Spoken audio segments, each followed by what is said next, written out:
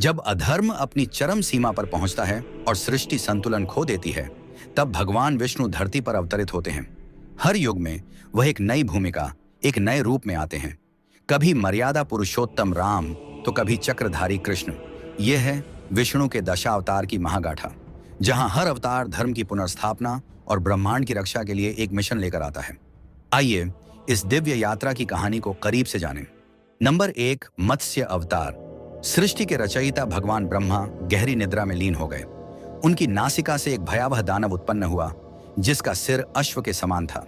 यह था हयग्रीव। इस असुर ने वेदों को चुरा लिया, जो कि सृष्टि के ज्ञान का मूल स्रोत थे, और उन्हें सागर की गहराई में छिपा दिया। वेदों के बिना सृष्टि का संतुलन भंग होने लगा। तब भगवान विष्णु, सृष्टि के पालक, ने अपना पहला अवतार लिया, मत्स्य अवतार। उनका उद्देश्य स्पष्ट था, वेदों को पुनः प्राप्त करना और जीवन को महाप्रलय से बचाना। धरती पर राजा वैवस्वत मनु, एक धर्मनिष्ठ और तपस्वी राजा, समुद्र के तट पर कठोर तप कर रहे थे।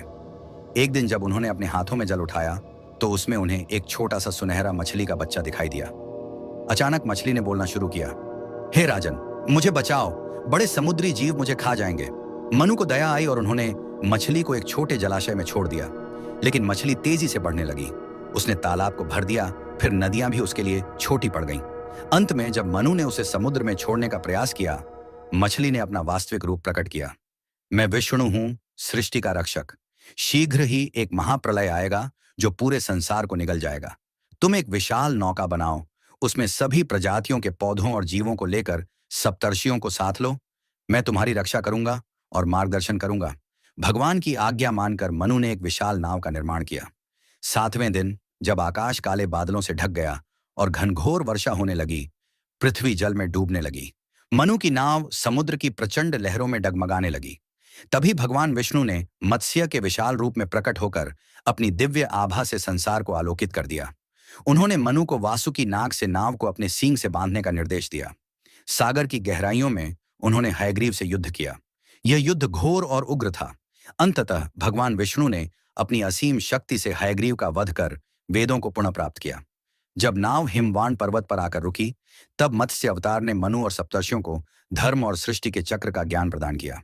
इस प्रकार भगवान विष्णु ने अपने प्रथम अवतार में जीवन को बचाया, धर्म की स्थापना की और यह सुनिश्चित किया कि सृष्टि का संतुलन बना रहे। पुनर्जीवन के इन जलधाराओं से विष्णु के 10 दिव्य अवतारों की पहली कथा शुरू हुई। लेकिन अराजकता कभी दूर नहीं थी और संसार को जल्द ही एक और रक्षक की आवश्यकता पड़ने वाली थी। नंबर 2, कूर्म अवतार। स्थिरता और धैर्य की कथा। महाप्रलय के बाद देवताओं और असुरों ने सृष्टि में संतुलन और शक्ति लौटाने का मार्ग खोजा। समाधान था समुद्र मंथन। यह दिव्य प्रयास अमृतत्व के अमृत को प्रकट करेगा, जो देवताओं और असुरों के बीच का संघर्ष समाप्त कर सकता था।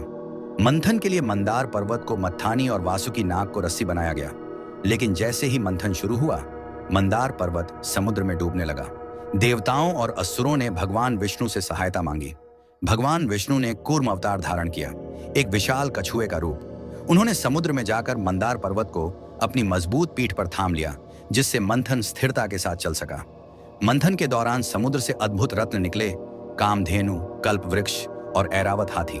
लेकिन सबसे मूल्यवान था अमृत कलश, जिसे अंततः धन्वंतरी लेकर प्रकट। नंबर 3, वराह अवतार।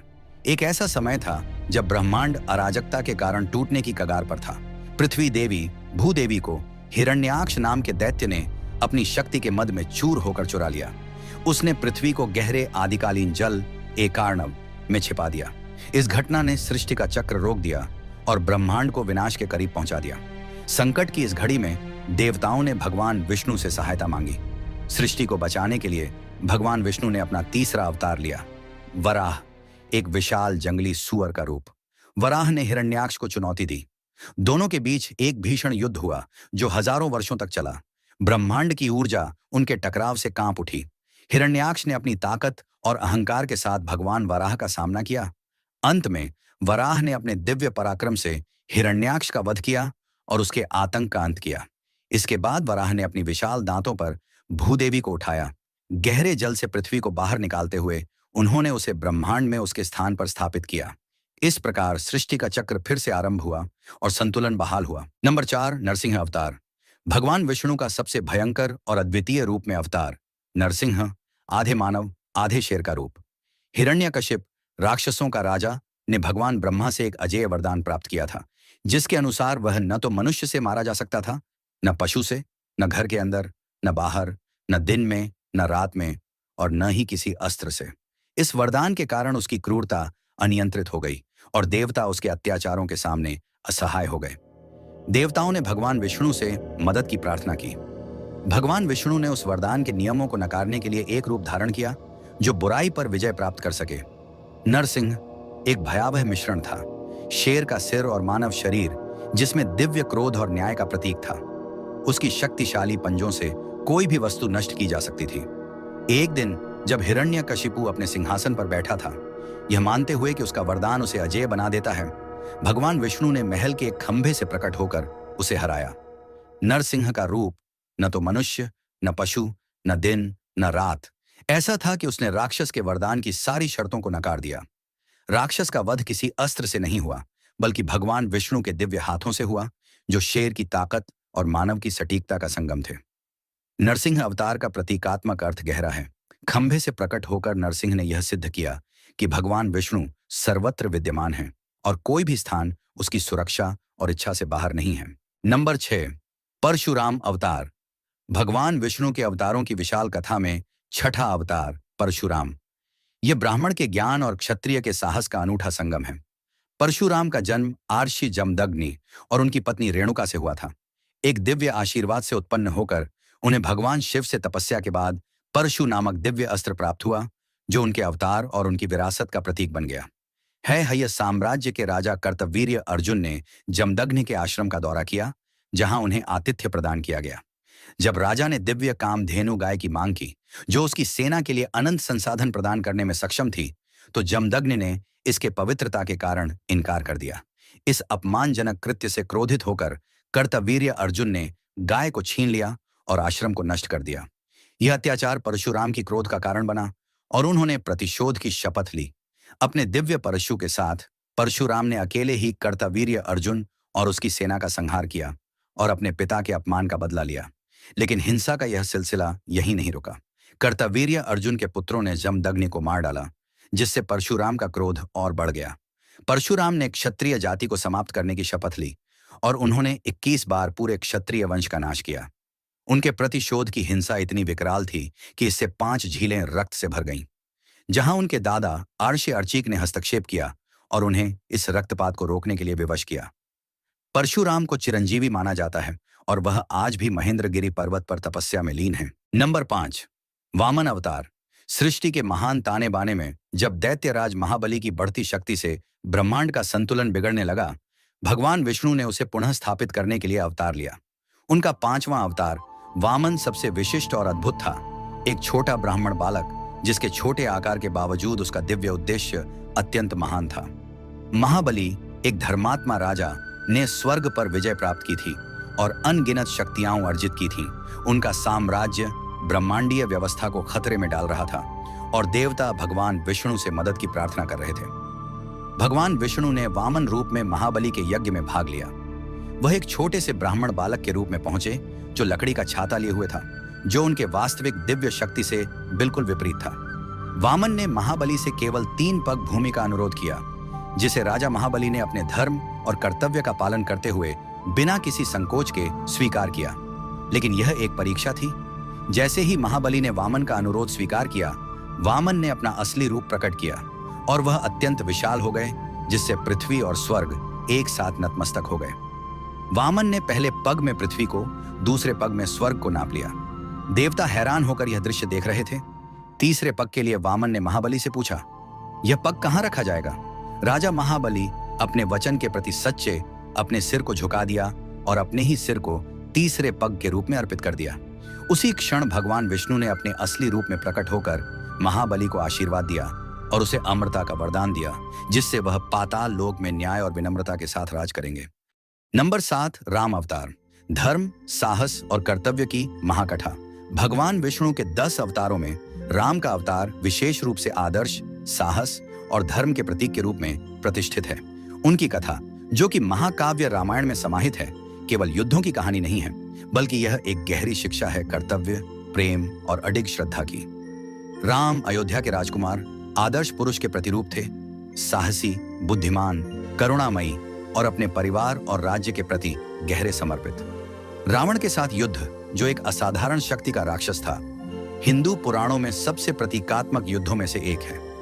यह केवल सीता के लिए संघर्ष नहीं था, बल्कि यह न्याय, धर्म और सृष्टि के संपूर्ण क्रम की रक्षा के लिए युद्ध था। राम के साहस, रणनीतिक कौशल और अपने प्रियजनों के प्रति अडिग श्रद्धा ने रावण को पराजित किया, और यह विजय आज भी दशहरा महोत्सव के रूप में मनाई जाती है। राम की कथा केवल एक नायक की गाथा नहीं है, वह आदर्श पुरुष का प्रतीक है। आदर्श पुत्र, आदर्श पति और निष्ठावान भाई। उनका जीवन निष्ठा, सम्मान, आदर और प्रेम के गुणों से परिपूर्ण था। राम का कर्तव्य के प्रति समर्पण और सत्य के प्रति निष्ठा उनके चरित्र की नींव है। नंबर 8, कृष्ण अवतार, धर्म, नीति और दिव्य मार्गदर्शन। भगवान विष्णु का 9वां अवतार कृष्ण के रूप में हुआ, जो द्वापर युग में उस समय प्रकट हुए जब संसार अशांति और अत्याचारों से घिरा हुआ था। देवकी और वासुदेव के पुत्र कृष्ण का जन्म इन कष्टों का निवारण करने के लिए हुआ था, और उनका जीवन चमत्कारों से भरा था। कृष्ण का दिव्य जन्म कंस की मृत्यु का कारण बना, और उसने अपनी मृत्यु के साथ पृथ्वी को उसके अत्याचारों से मुक्त किया। कृष्ण का बचपन चमत्कारों और लीला से भरा। वे वृंदावन के ग्वालों के साथ अपने आनंदपूर्ण खेल, राधा के प्रति अपने प्रेम और अपने भक्तों को मार्गदर्शन देने में भी प्रसिद्ध थे। हालांकि उनका सबसे महत्वपूर्ण कार्य महाभारत के युद्ध में हुआ। कुरुक्षेत्र की युद्ध भूमि पर ही कृष्ण ने भगवद गीता के रूप में अपनी अमूल्य शिक्षाएं दी। यह ग्रंथ वेदों की सभी शिक्षाओं का सार प्रस्तुत करता है, जिसमें धर्म, कर्तव्य, आत्मा की शाश्वतता और सच्चे आचार्य के मार्ग पर चलने का महत्व बताया गया है। कृष्ण की शिक्षाएं केवल सिद्धांतों तक सीमित नहीं थीं, बल्कि वे जीवन की वास्तविकताओं से गहरे रूप में जुड़ी हुई थीं। कृष्ण का चरित्र बहुपरक था। वे कभी मस्तीपूर्ण और चंचल थे, कभी बुद्धिमान और करुणाशील, और जब आवश्यकता पड़ी तो अत्यंत कठोर और निर्धारक भी। नंबर 9, बुद्ध अवतार। भगवान विष्णु के 9वें अवतार भगवान बुद्ध का जन्म सिद्धार्थ गौतम के रूप में हुआ था। विष्णु के अन्य अवतारों के विपरीत बुद्ध ने न तो दिव्य अस्त्र शस्त्र का प्रयोग किया और न ही अद्भुत चमत्कार दिखाए। इसके बजाय उन्होंने करुणा, आत्मज्ञान और विवेक की शक्ति को अपना माध्यम बनाया। सिद्धार्थ का जन्म शाक्य वंश के एक शाही परिवार में हुआ था, लेकिन जब उन्होंने राजमहल से बाहर निकलकर पहली बार बुढ़ापा, बीमारी और मृत्यु जैसे दुखद दृश्यों को देखा, तो उनका हृदय व्याकुल हो उठा। इन दृश्यों ने उन्हें जीवन और अस्तित्व के गहरे सत्य को समझने की जिज्ञासा से भर दिया। सिद्धार्थ ने अपना राजसी जीवन, परिवार और सभी भौतिक सुख संपत्ति त्याग दी और आत्मज्ञान की खोज में निकल पड़े। वर्षों की कठोर साधना और ध्यान के बाद बोधगया में पीपल के वृक्ष के नीचे उन्हें ज्ञान की प्राप्ति हुई और वे गौतम बुद्ध बोधि प्राप्त कहलाए। नंबर 10, कल्कि अवतार। भगवान विष्णु के 10वें और अंतिम अवतार कल्कि का अभी अवतरण होना शेष है। अधर्म के संहारक के रूप में जाने जाने वाले कल्कि कलयुग के अंत में प्रकट होंगे। उनका उद्देश्य अधर्म का नाश कर धर्म की पुनर्स्थापना करना होगा।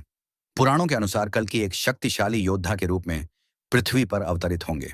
वे एक दिव्य सफेद घोड़े देवदत्त पर सवार होकर आएंगे।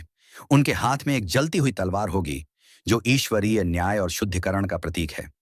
उनका अवतार अधर्म के विनाश, भ्रष्ट व्यवस्थाओं के अंत और संसार को पाप के चक्र से मुक्त करने के लिए होगा।